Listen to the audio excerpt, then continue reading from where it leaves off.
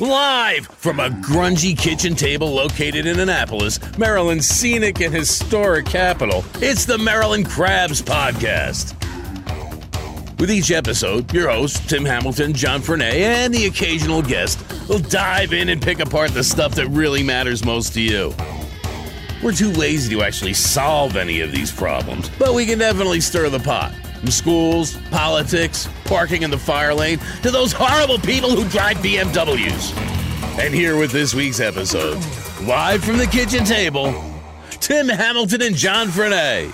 And welcome to the Maryland Crabs. This is John Fernay. I am flying solo again this week because Tim is working on a very special project, and you'll just have to wait to hear about it. This week we ventured out to a place that is nearly as old as me, which is kind of hard to do. Maryland Hall. Maryland Hall was established in 1979 in the former Annapolis High School, and recently it has undergone any number of changes from the executive director, where longtime director Linnell Bowen had stepped down last year after creating the institution and setting it on a vision for the future. Her leadership role was taken over by Margaret Davis, who we sat down and spoke with. We did have a brief tour of the building, and there is an awful lot of construction and an awful lot of new stuff happening that really just highlights what a wonderful city Annapolis is and how fortunate Annapolis and Anne Arundel County are to have such a resource literally in our backyard. Just skimming the very, very surface of Maryland Hall, if you didn't know, we have a resident ballet company. We have a resident opera company. We have a symphony.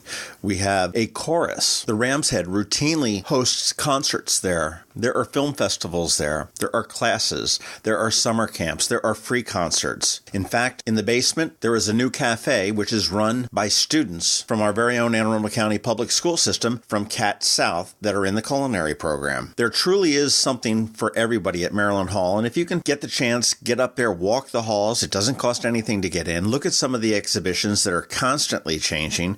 Attend an event there. I can pretty much guarantee that you won't be disappointed. And speaking of not being disappointed, stick around, because after we pay some bills, we're going to get right into it with Margaret Davis, who is the new executive director. She might be called the CEO or we're going to call her the head honcho for Maryland Hall for the Creative Arts. When a ring from the United States Naval Academy comes into Zachary's for a center stone, it always makes us wonder, where's this one going? Where's this one been? A nuclear sub in the North Atlantic? A carrier deck in the South Pacific? The moon? 52 astronauts are Academy graduates, from Iwo Jima to Okinawa, Corregidor to the Coral Sea, Midway to the Persian Gulf, Congress to the White House. These rings go where America goes. 73 that went to war were awarded the Medal of Honor.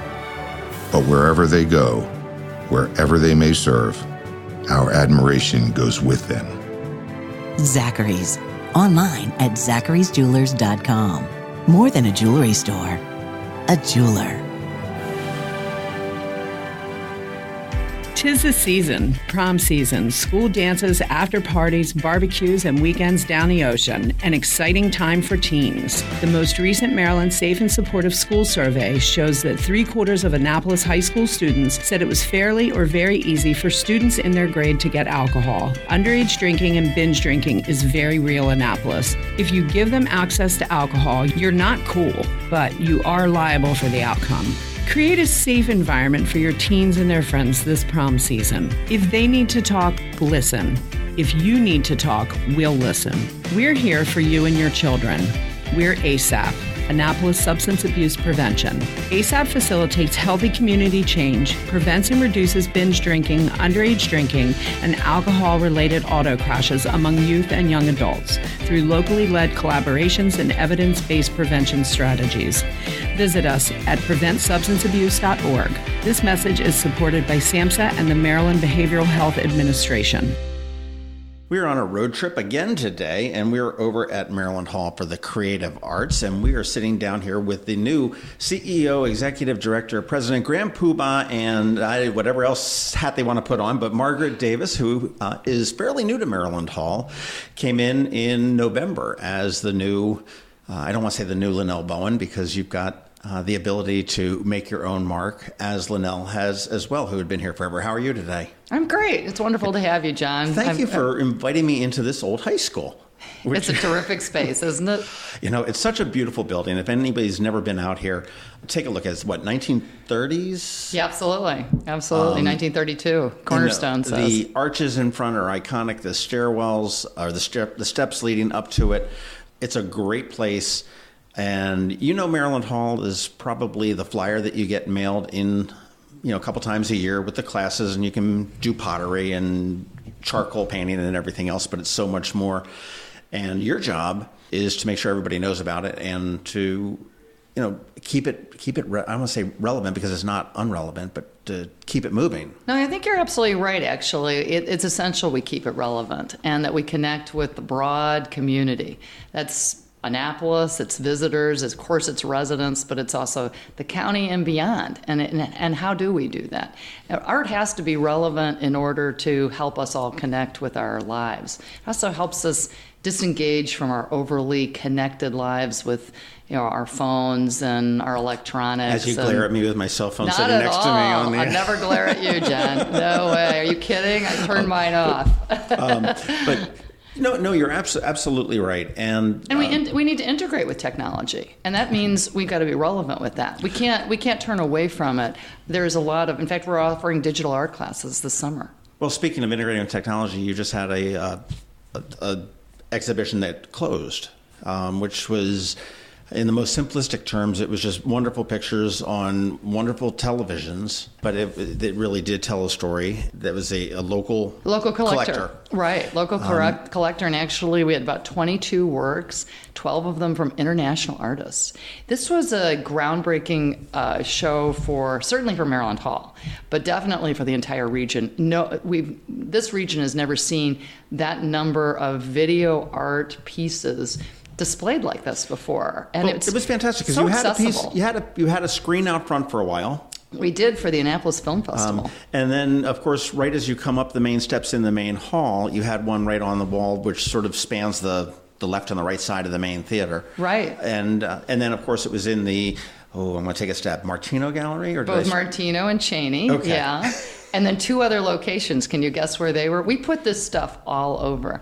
How about the men's and women's restrooms? We had them in there, and then we also had them up on the 3rd floor. So just about every floor in Maryland Hall had a piece of video art in them. And we're laughing about our devices, but this is actually a terrific example of connecting people with technology and to flat screen TVs. You think about how much time we're all spending in front of a flat screen, be it for work, for play, at home, our devices, and then putting a piece of art on this. I mean, these are artists. These are visual artists, some of them collected by some of the best museums in the world and shown there.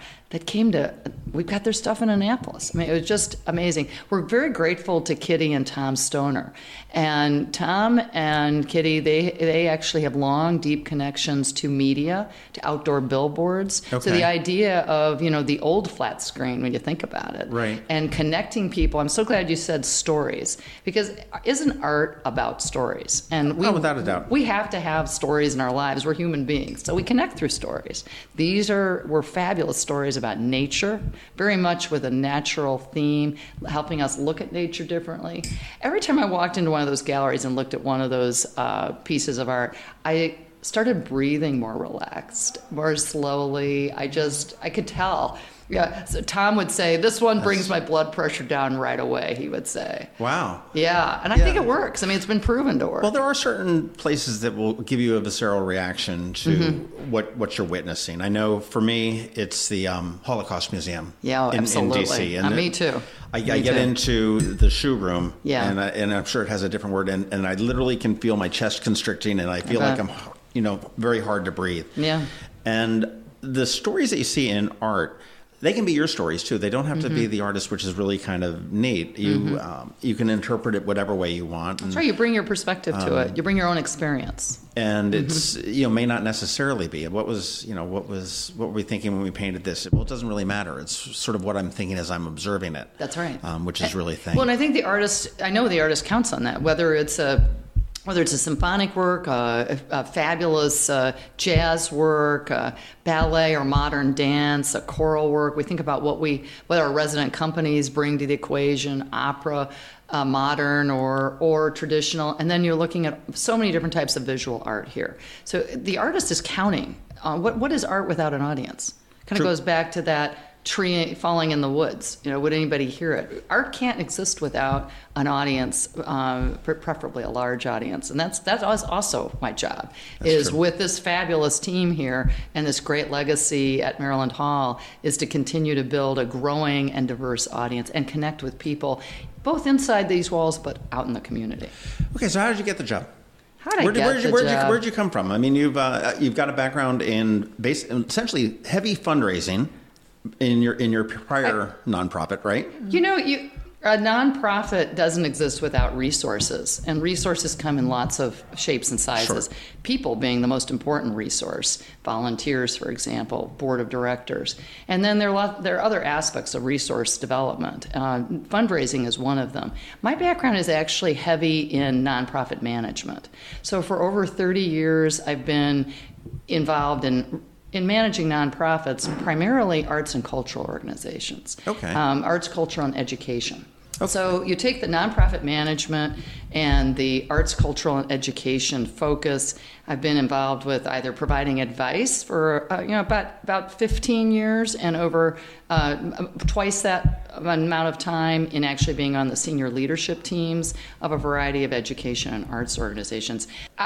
You'd have to ask the board how I got the job, the search committee. I'm very honored they picked me. There were quite a number of applicants, over 80. And you are local, correct? I am. Yeah, we've owned our home in Annapolis for 10 years. I mean, I'm kind of local. I still feel new. Where are you from originally? Chicago, Illinois. Okay. Yeah, great cultural town. Yes, it really absolutely. Focuses on the arts, and I'm fortunate I grew up with in a family and in an educational environment that really valued the arts. My first job actually was as a volunteer in high school with the Museum Education Department at the Art Institute of Chicago, and I loved it. I just loved it, and I knew then that I wanted to work in the arts the rest of my life. I always loved going to performances and seeing art. That's what we did as a family. And now you get to do it here in your backyard. I'm so honored. Which is it's great. Pretty and what neat. A fabulous place Annapolis is. Well, I think Annapolis loves the arts, and so does this whole region. Maryland is almost poised to be the third highest funder of the arts in states in this country. Really? Yeah. We have been fourth. I mean, I know Hagerstown has a surprisingly robust art scene. Mm-hmm. Frederick certainly Absolutely. does. Yeah. Annapolis, and one thing I'm always amazed at is when I do this Friday roundup of things to do and whatnot. I mean, yeah. and not just necessarily here in Maryland Hall, but we've got the independent theaters, we've got the Colonial Players, we've got the Summer Garden Theater, we've got, I even got a picture of Martin O'Malley when he was governor busking down at City Dock. I mean, how it goes? That's right, it goes back a long way. It's very strange. And I think that you're coming in a very good time with your experience, because I remember back when I'm looking out the window behind you right now, but the big fundraiser to rehab this, I'm not good on math, but this 1930 building. Yeah. We're almost 40 years old in terms of Maryland Hall. We need to do windows. Yeah. And we need to have the Art for All, or and that was the fundraising for the windows. And we are now in the middle of a huge $18 million renovation of this facility.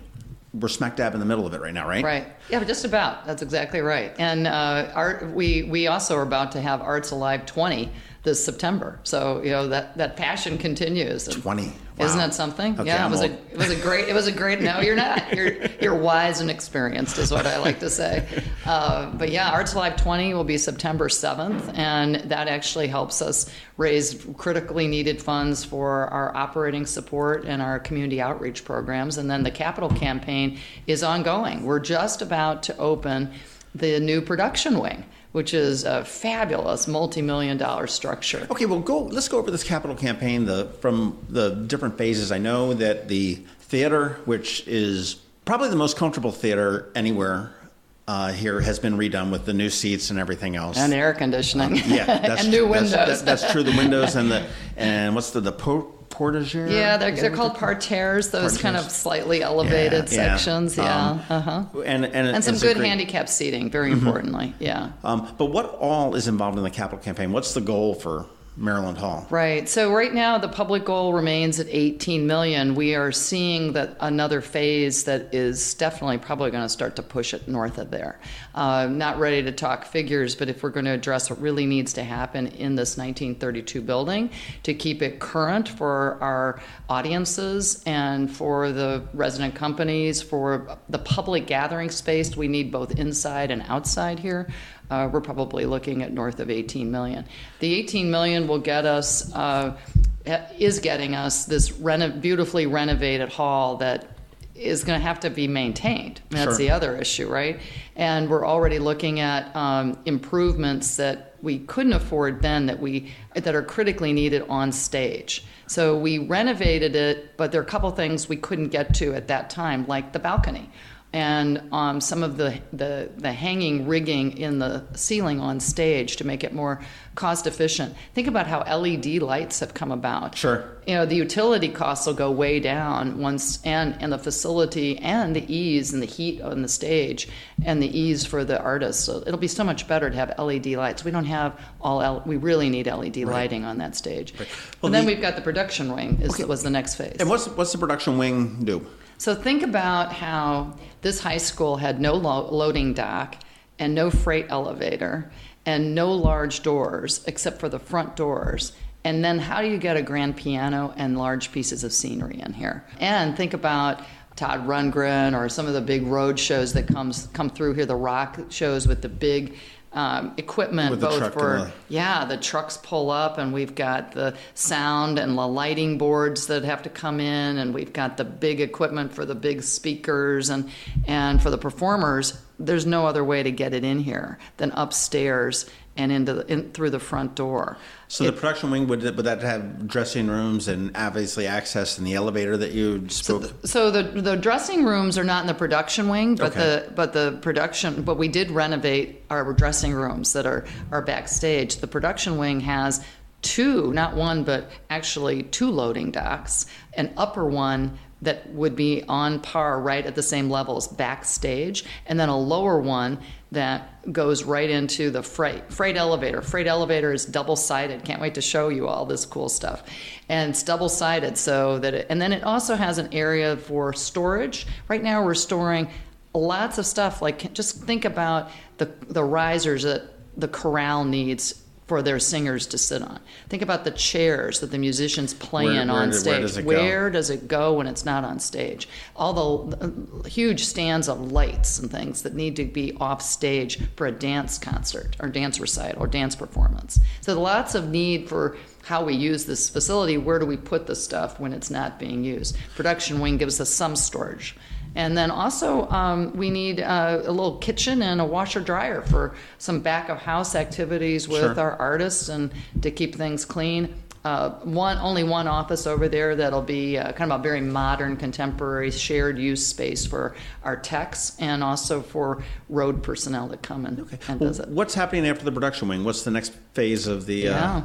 So we're what we also did as part of Act 2, in addition to the production wing, is we upgraded a number of the classrooms here. Some of the dance studios as well as some of the painting studios were new easels, new floor, new paint on the walls, really pretty desperate repair in some cases. Right. We need to continue to do that. So we look at Act 3 and we're now looking at pricing what will be the best ways to connect with our audiences in public spaces. There is a design right now called a patron services wing. So we'll be looking at that and probably pricing that out. There's an opportunity to make better use of some spaces here for staff. Right now we've got staff and some office space in some of the best potential public spaces. We want to turn that back to being, again, a gathering place for community and public, both inside and outside. Think of what we could be doing right out these front doors that you were talking about. Such an iconic front space, isn't it? And yet, could there be a sculpture garden? How could that be a gathering place for people to come and picnic or relax, get some Wi-Fi going out there, and have Maryland Hall be this destination yes, for the neighborhood, but for visitors and residents all over Annapolis to enjoy. It's open green space out here. And in addition to the expansion that you're doing here at Maryland Hall, which is phenomenal, it's not just on the outside and it's not the new wing. You've done some stuff downstairs. We sure have. And in fact, just part of Act 2, the second phase, is turning the gymnasium, the Annapolis High School gym, complete with basketball court, into what it will now be the Bowen Theater, named for my predecessor, longtime Annapolitan Linnell Bowen. Wow, I didn't realize it had a name. I was in there during the Annapolis Film Festival watching a couple films, and I saw that there was some stuff being moved around there, and I know that I know there's been some mayoral inaugural receptions there over the years and whatnot. Yeah. And it's a great honor and to leave a legacy for a woman that led the organization for so long to have a theater named after her. That's right. So it's really perfect because it's a type of theater that can be used for so many different activities. It'll be a black box, but we're also putting a really important new digital projector in there. And it'll be an anchor for our film program as well as for a new center, which is the Faith Goldstein and Jesse Knitt's Center for Film and New Media. And those are the, for lack of a better word, controversial films that have popped up through here in the last year or so. Yeah, I would say I call them conversation films. Okay, because I would have, after I went with controversial, I would have gone thought-provoking. So we're on the same. We're on the same page, and it gets people talking.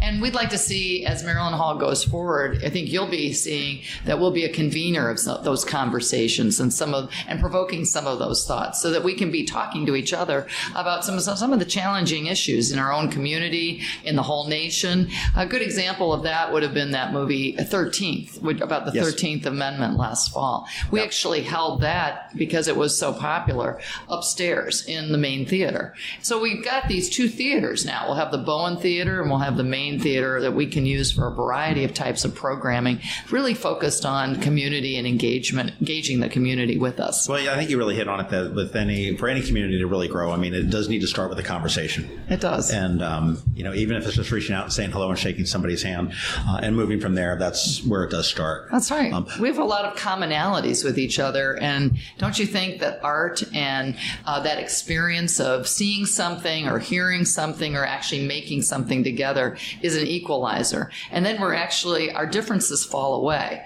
And we're able to talk about whether it was throwing that pot together or seeing that film or hearing that concert. That's so much more important. You don't need to be black. You don't need to be white. You don't need to be rich or poor or Latino or foreign or anything to appreciate art. That's exactly right.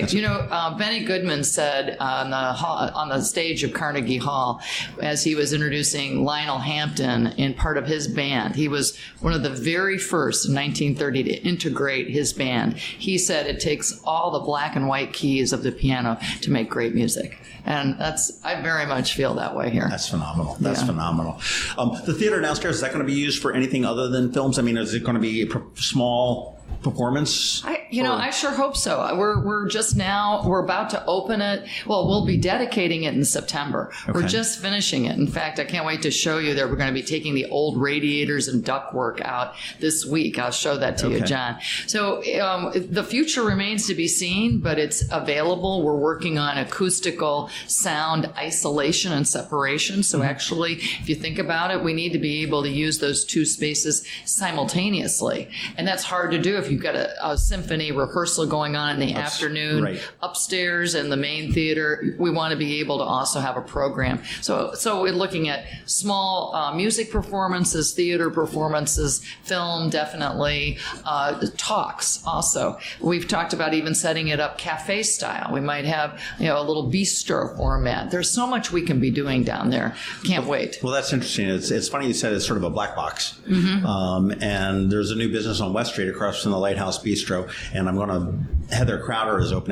It's white box. Yes, that's right. I apologize, Heather, that I'm screwing up the name, but it's a creative venue, and essentially it is painted white, and it's a white box. You can have a party and whatnot. And it's so flexible to be able to set up a photo shoot or maybe an acting thing or a meeting or projection. I like what she's doing there, and she's really opening it to the community as well. I've had a professional meeting there, a networking meeting there. It's great what she can do there. But this whole community, and we're part of the arts district, and we really obviously want to make more of that. And what's that really mean? It's more than just a tax break for our artisan residents upstairs. So making sure that Maryland Hall is a vibrant part of helping to drive Annapolis as an arts city. Right. Well, you also have plenty of parking. That's right. Not for a full house. It gets a little bit tight, but then you've got the nice neighbors down at Bates that will allow you to park at night. But for Annapolis, it's a lot of parking. It's a lot of free parking. And it's not a far walk from the Knighton Garage and certainly Park Place Garage, which is just a block away. Right. So parking options are here if the lots are full, but there's plenty of free parking right here at Maryland Hall. Thank goodness. For sure. What's one thing that the average Joe has no idea about Maryland Hall? Or maybe two things. What thing would somebody be like, really, they do that? Or they have that? It probably depends on how they know of Maryland Hall, but there's some free summer concerts that I don't think people know about that are fun to do. Mm-hmm. There are a lot of free summer concerts in this town. And I've been after the arts people to do this. They need to all come together and market I'm with you. The summer. There is not a single day, and we'll say not the city of Annapolis, but Annapolis in general, there's not a day of the summer that you can't see free music someplace between Quiet Waters, Burrell Town Center, it's fabulous, here, isn't it? The Maritime Museum, City Dock. We need one calendar. Wouldn't that be great? It'd be just terrific. And to pool the resources. I agree. And I think it would be just fantastic. I agree with pooling the resources. In fact, I'll get back to your interesting question, but I want to make a point which I can hear you're passionate about too, which is the opportunity to collaborate. And something I bring to the equation in a new way to Maryland Hall is my passion for collaborating with other organizations.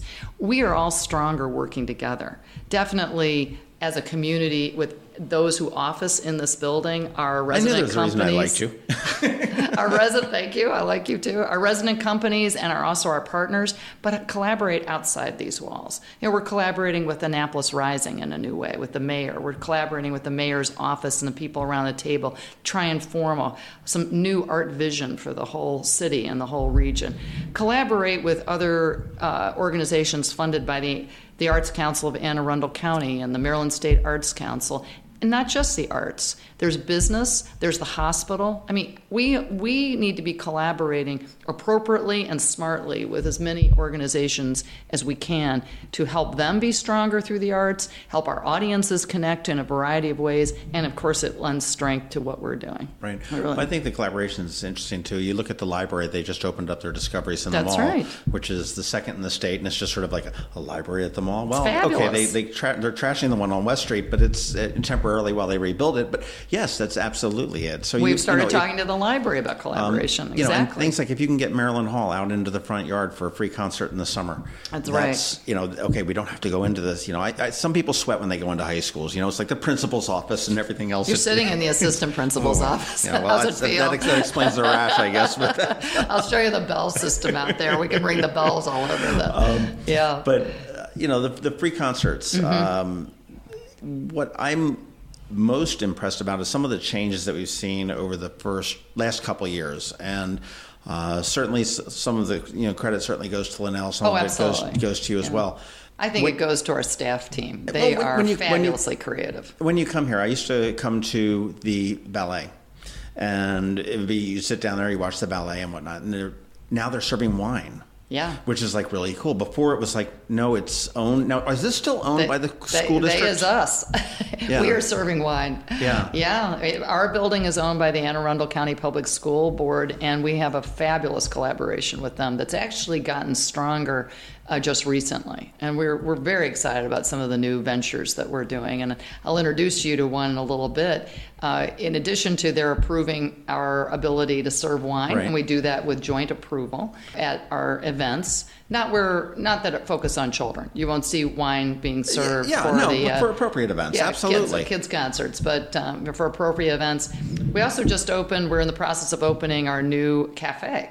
A lot of cafes have been tried here. Mm-hmm. Now, cafes really have to be, if they're going to be profit-making, in quotes, they have to be underwritten. That's not what we do here. That's not our mission. So instead, we looked at, our mission is to educate, work with, train, collaborate. So we're collaborating with Cat South in Edgewater, the high school, and the Culinary Arts program has taken on our cafe. It's wonderful. They've got a appropriate menu. They make the food over at Cat South. It's meeting all the health code standards. And they're getting experience in running a business for when they graduate and want to go on their own. We're training the workforce of the future and exposing them to arts at Maryland Hall. And we've all got lots of big plans, so we're starting off. It's just opened this week, really.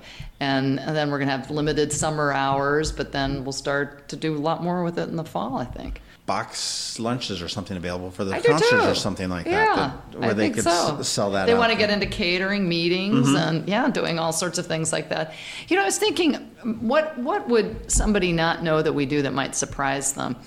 It might surprise people to know that we have Pilates classes, because there's art of mindfulness and wellness that also takes place here. So in addition to, a lot of people say, "Oh, I'm not creative. I can't take a sculpture class. I don't paint. I don't, do ballet. I can't dance anymore." Well, one, we're all creative. We just need to put away the I can'ts and say, "Let's try." Hey, I tried adult ballet. I'm enrolled. It's not a pretty sight, but it's important to try. I've learned a lot. And I'm enrolled in the Pilates class this summer. So that's Cheryl Mock's class. And I bet people don't think of doing yoga out here on the Labyrinth or out here in the front, but that's an opportunity for people to do, too. Well, you talked about enrolled, so that comes with a cost, and obviously the things don't happen for free here. But you can be a member of Maryland Hall. Yeah. And you've got individual memberships and family memberships and all sorts of different membership levels that you can do, which include all sorts of different wonderful perks. But you don't need to be a member to enjoy it here either.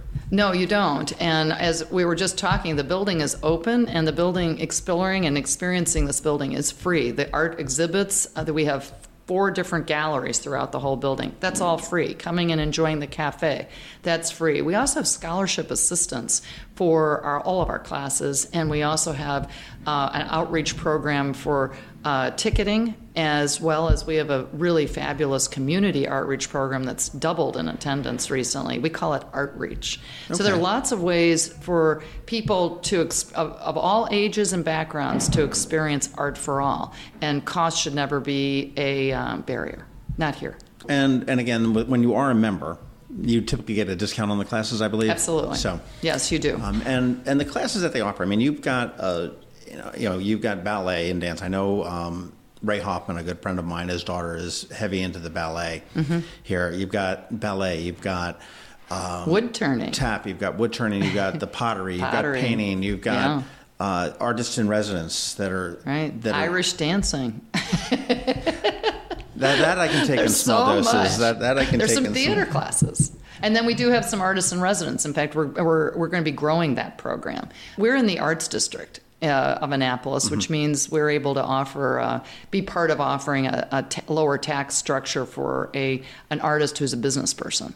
Sure. And that's a nice tax credit that they get, and then we have studio space available. And again, part of creating community so that this isn't a bifurcated landlord-tenant relationship. We are way more than a landlord. We have the opportunity to really facilitate an arts community both inside these walls as well as outside. Let's talk a little bit about the biggies that are here at Maryland Hall too. We've got the Ballet Theater of Maryland is a resident company. That's right. You've got the Annapolis Chorale. Right. You have called Live Arts Maryland now. Right, Live Arts Maryland with Ernie Green. Yeah, that's right. You've got the Annapolis Symphony Orchestra. That's right. You also have I said ballet, so we've got the Annapolis Opera. Right. And did I get them all? You did. Okay. All 4.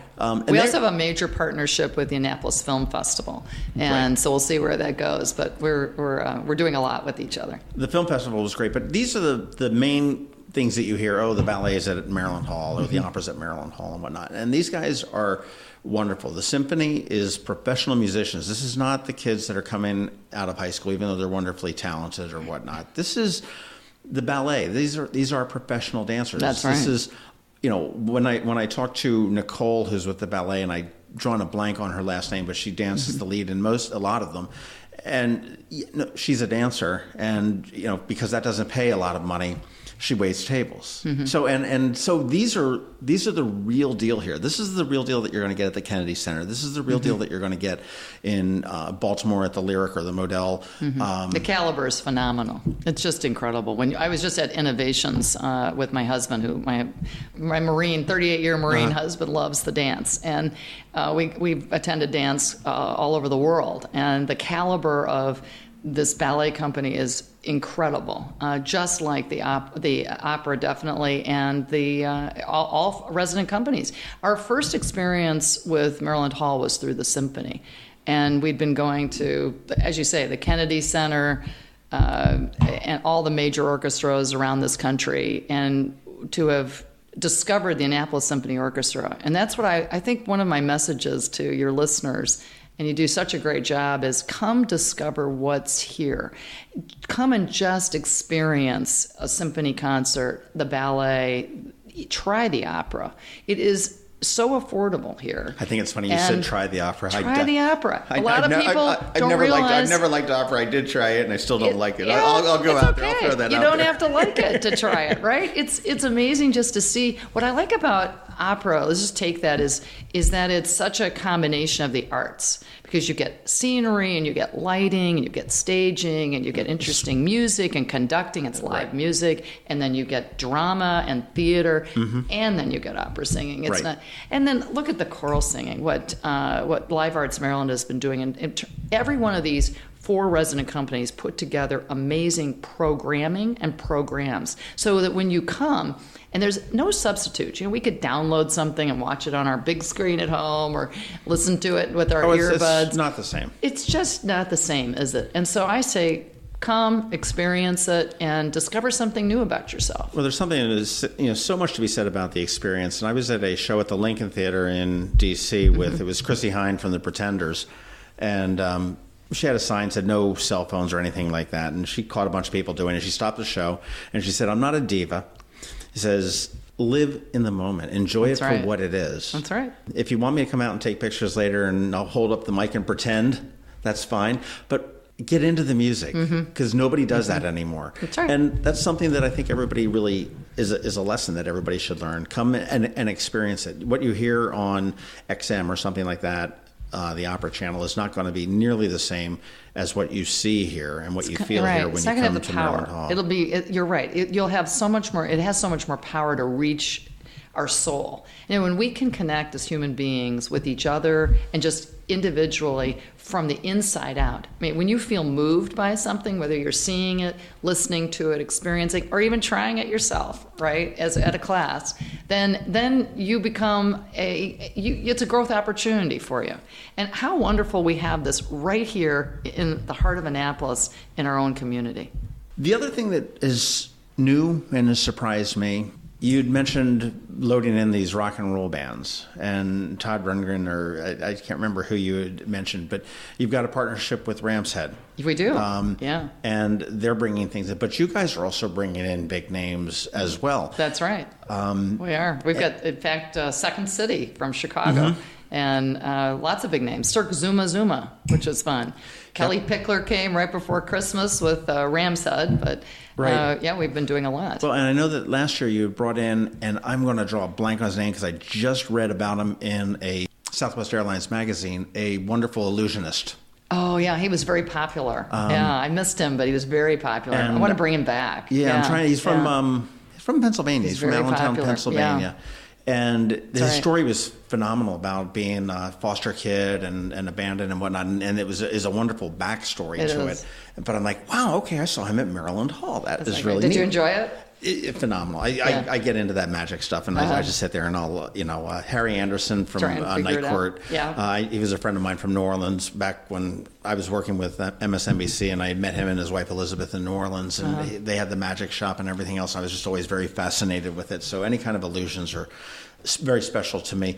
But this is the type of diversity, and that's a word that today is not necessarily heard in far as what we're offering, but that you've got magic and illusion, you've got comedy, you've got rock and roll, you've got opera, you've got classes, you've got free local music that's out here. Right. Art exhibits, yeah, absolutely. And much diversity. And it's diversity of programming, and it's also diversity of audiences, which I'm really so committed to. And I think we have to talk, when we talk about diversity of audiences, we also need to talk about inclusion. That going back to the high school, fabulous history here, right? Only integrated in roughly 1964 when it had to be, right? I mean, this was the white high school. Right. Let's just name that. Well, we have to live with that. And it's really important that we step, and we have, way out beyond that. But for us to host the showing of 13th, the film 13th, and have a panel discussion about it with both the filmmakers and leading civic figures of Annapolis and reporters, that was the Maryland Hall Theater was filled.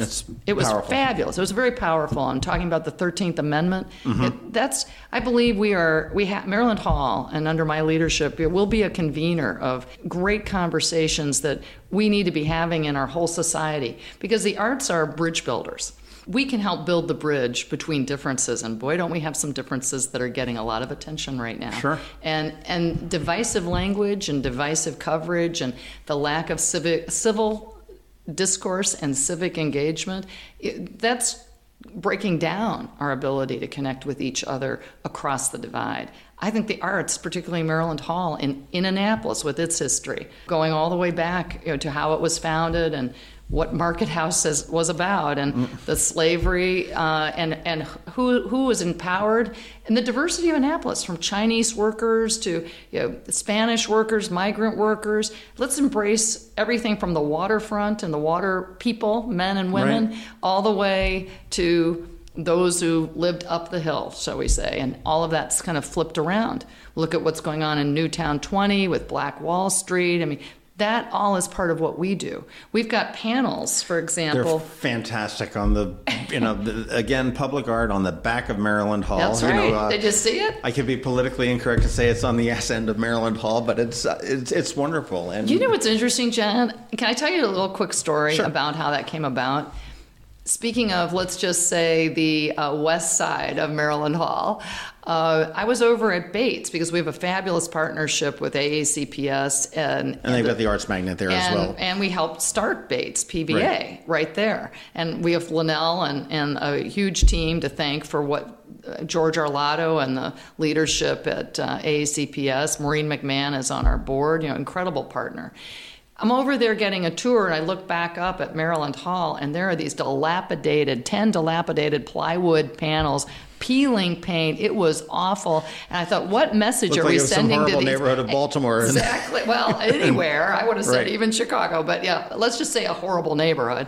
Let's just say a neglected neighborhood with a neglected structure. What kind of message are we sending to our school children and middle school children that about walk out where of their they're front going? door every single day to get on their bus? So while it may feel like it's the backside for us, it's their front yard. And I said, we owe it to them and we owe it to us to fix this. And we did. And that was with Jeff Huntington and Julia Gibb in Future History Now.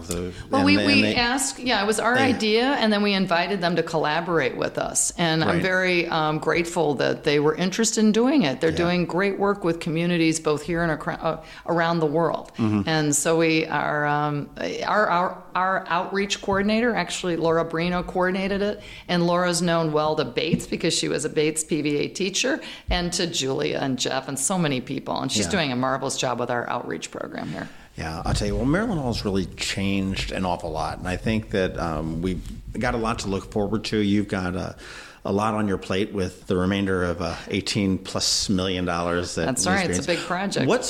What is your thought on Maryland Theater for Performing Arts? Right down the road, the plan is at some point to raise some money and build a world-class performing arts center. Certainly a competitor in some senses to Maryland Hall and what you offer. And I would think also in some ways, and you had spoke of collaboration, a boon to Maryland Hall.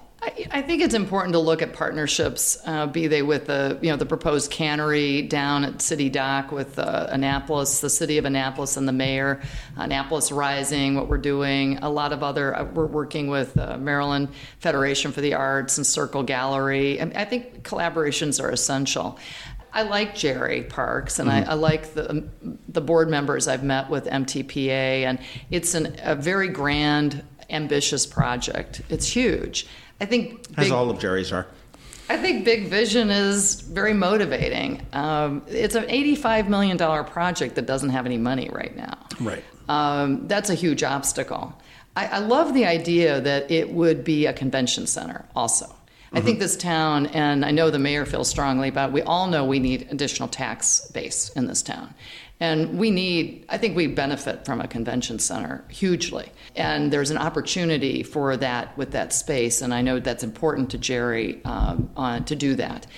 We both love the arts. And I would say, we're here. We have the history. We're hugely successful. We are making big plans for the future. Yes, we are limited by this grand, wonderful, historic structure that makes people feel good and is intimate and is appropriate and that produces great art. But we've got a great history. So I say to everyone, jump in further with Maryland Hall. And we'll keep talking to MTPA. If it gets off the ground, think of what we both could do together. I'm definitely open to it, but we're here today. Right. Yeah, no, I mean, you've got to look forward to your own trajectory as opposed to, you can't necessarily be too preoccupied with what might be. No, and I don't look at it as a problem. I look at it as a potential opportunity. The problem is that I don't see where the $85 million is coming from. Well, yeah, I haven't written my check, so that's... But it's a great vision, and some wonderful people are involved. Well, I want to thank you very much for your time. Is there anything else that we need to know about Maryland Hall before we wrap up? I think or about Margaret Davis. I don't know. One of the two. How's the ballet going? Nobody. It hurts every time I do it. Nobody needs to know much about me. I'm honored to be here, and I'm really excited about Maryland Hall's future. Our staff team is so creative and believes in collaboration. I think what you'll see from Maryland Hall is we're stepping out in new ways. Probably pretty symbolic is that we have new doors on this building. They are handicap accessible with a push of the button. Yes, we've always been accessible, but our Art for All motto is really taking on added dimension. And I think that our doors with the glass windows in them and in keeping with the historic nature of the structure, public and privately funded, we have a very strong public-private partnership that is statewide that we take very seriously. We're going to see great things from Maryland Hall. What I'd like people to know is they're welcome. It's Art for All. Walk in the doors and watch for us, partner with us, and importantly, realize that the public funding that we receive is not funding our annual operating budget.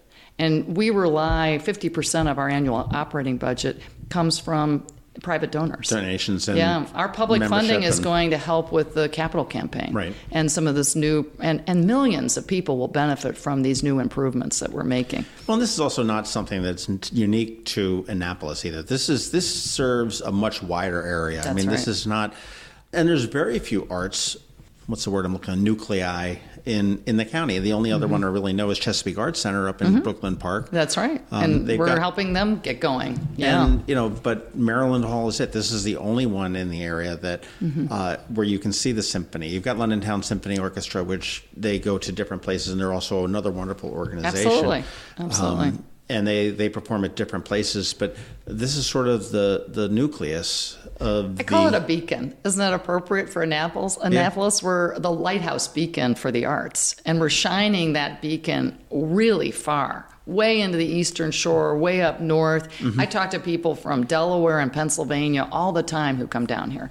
And I think we've got an opportunity to be really a mid-Atlantic beacon of the arts. Well, what are your hours generally when there's not a thing going on? When there's not one of our interestingly, I counted up 100 performances going on here a year. How about that one? That's more than an average, roughly of twice a week, all year round, and counting all of the various performances and events that we have here.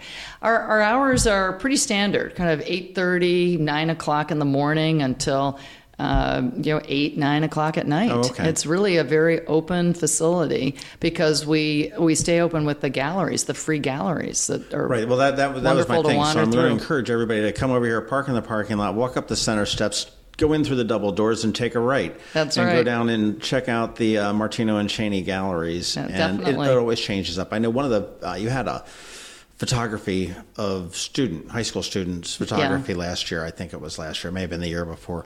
It was just phenomenal. I particularly love when you bring and highlight the artwork of our young people, and whether that be a tactile artwork or whether it be musical. I do miss the Battle of the Bands. So do I. We want to bring it back. So we're collaborating with a couple organizations to do that. I mean, it was always in the day of the polar bear plunge. So we would go in, my daughter and I, we would go do the plunge. We would go to Chili's, strangely enough, for dinner. And then we would come over here for Battle of the Bands. And this went on from before she was even in high school. So it was just always such a really neat thing. But to see the talent that we've got, the homegrown local talent that we've got, both in the physical arts and that's not the right word I'm looking for, but the performing arts, the creative arts, is phenomenal. And what I think is really kind of cool is to see, as we had talked about, how art is evolving into technology, and it's evolving into that. So I think that makes all the sense in the world. If you haven't gotten out to Maryland Hall, definitely do it. Check it out. There's so much to offer. If you can be a member, obviously be a member. Come to Arts Alive in September 9th. Did I get that date right? 7th? Yeah, September 7th. A wonderful party. It's a welcome back to Annapolis party for the fall. It's the first event of the season. It's casual. It's Annapolis casual. It's a lot of fun. This year is a taste of Bourbon Street. It's basically the Bourbon Street theme, and which is playing off of your jazz exhibit that you just had earlier this year. That was fabulous too, wasn't it? Yes. The Blues at Home, it was called. Yep. Also, local and Mississippi artists. I mean, these artists that we're showing now have she was from local and national ties. She was like not local Annapolis, was she? Yeah, Chris Porter. Yeah, okay. She lives here a little over half the year, but she's from Mississippi, and a lot of her projects are rooted there, as this one was. Yeah, Mississippi blues musicians. Something I loved about that exhibit also was the multimedia aspect. So we had the art on the wall. You got the wand to listen to some of the music excerpts of that musician you were looking at. Right. And then we also had a concert. And you had the concert with the did you have a chance to come? That was phenomenal. Wasn't that amazing? I love it. New Orleans is. I've always threatened to retire there. It's a great place. It's and everyone's like, oh, what are all the debauchery? And I'm like, you go there, you do that once, and you get it out of your system. And it's a very creative place, and that delta, that Mississippi Delta, fosters a lot of creativity. And look at the history also with music in this country and how that came about. Again, both through diversity, slavery, the Caribbean, what that fusion was that's so very special. And that came all the way up. I'm a Chicago girl, so that came right up the Mississippi River to Chicago. And I grew up with great jazz and blues in my town. That's true. I was happy to see it here. I would say it's in your blood. It absolutely is in my blood. Thank you. Well, Margaret Davis, thank you very much for your time this morning. And we look forward to our next thing at Maryland Hall for sure. Great. Come back. Come often. Thanks so much, John. And Margaret Davis from Maryland Hall for the Creative Arts. What a fascinating woman. What a fascinating institution. And boy, is it continuing to grow. And I am looking forward to all the exciting new things that are going to be coming out of Maryland Hall in the coming years, especially when they get that final wing completed. It's going to be fantastic and a true gem of the state.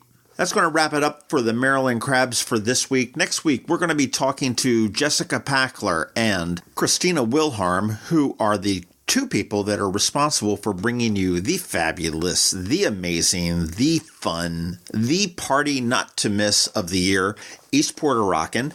East Porter Rockin' is on the 23rd of June this year. They slid it a week late, but we're going to be talking to them next week, and you can learn about all the fun that you absolutely are not allowed to miss on the 23rd. But until that episode, and you've got 7 more days, please go to Google Play or to Apple Podcast or to Amazon or wherever you listen to this podcast and make sure that you give us a rating. They really do help. They move us up in the whole ecosystem of podcasting. More people can discover us. More people can listen to us. More people can send us hate mail. But it really does help, and we really do appreciate it. If you have even more time, feel free to leave a review. We like reviews. We read them. We send them to our parents. After all, we need something to give them so they can be proud of us.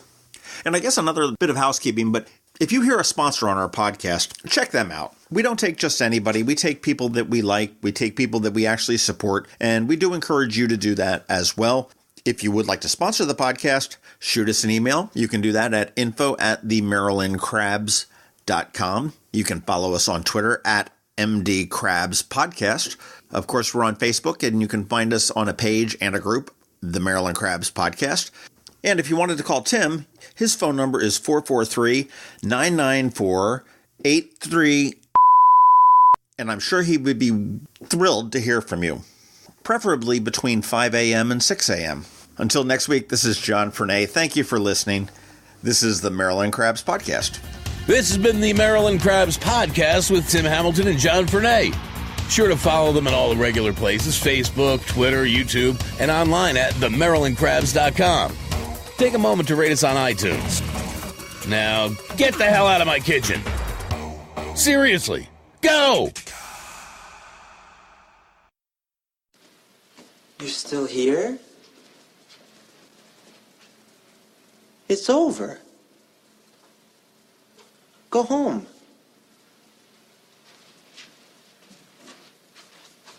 Go.